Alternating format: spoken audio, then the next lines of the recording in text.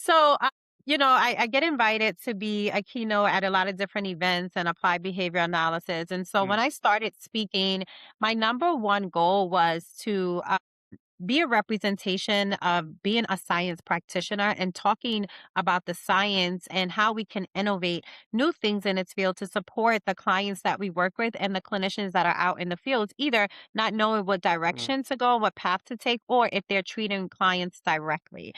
And so I took a leap of faith last year when I was invited to WIBA as a keynote speaker. And I said, you know what? I'm not going to talk about data because I was provided the name as a data driven clinician, right? And so I went to WIBA and I said, I'm going to present myself. I'm going to be vulnerable and I'm going to talk about being a leader in this field. And then more importantly, being a Black leader in this field and feeling like the only one because it's always lonely at the top. Right. And so I don't get the opportunity to talk about my challenges and I don't get the opportunity to relate to people on a personal level and talk about personal growth and or professional growth. So I took that leap of faith and I was able to give a speech at WIBA and talk about my challenges, but then also how to overcome those challenges and what does it mean to be a leader, right? How do we lead? Are we already conditioned or is this learning behavior? And then as a Black leader, we get these adjectives thrown at us all the time about being aggressive, being forceful, talking too much or too little, right? Fading into the background, and not being an advocate for yourself, but then are you advocating too much for yourself, right? So how do you lead without staying in a box and being able to speak up for yourself as a leader, but then also being respected by the people that you work with? And so I told that story. I felt good at the end. A lot of clinicians came to me and I had two panels that I spoke on after that. And I was called the storyteller of Weber. So now I had this title mm, as the data driven storyteller in the fields. mm, And throughout that conference, everyone was like, you should write a book. You should write a book and tell your story. I would buy the book. So I said, you know what? This was another opportunity for me. And again, when things are put before me, I like to challenge myself. And I thought, why not tell my story? Not only for people that are requesting it, but for myself. So in the process of writing this memoir, it is called Condition to Lead.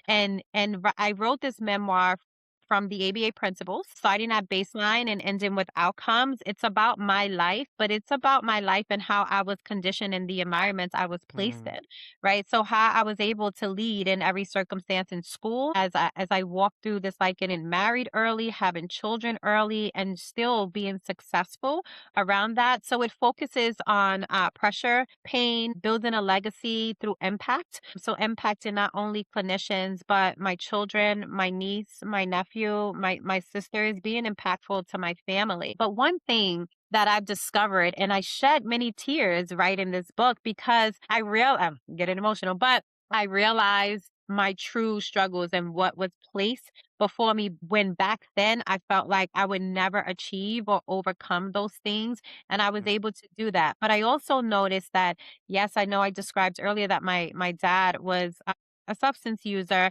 And I didn't mm, know how much that affected me until I started writing the book, right? His absence and him being absent and how that was an additional challenge for me, right? And so me staying in places and staying in relationships because, I didn't want my kids to not have a dad, but what did that mean for me, right? mm, So being powerful and having the strength to leave even when I thought that it will hurt the family, but just being resilient, being passionate and compassionate and understanding that challenges are what they are, right? They're mm. opportunities to be successful.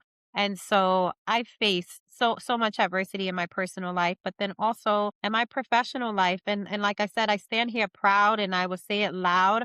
I'm happy about where I am and I'm grateful, but it wasn't an easy pathway.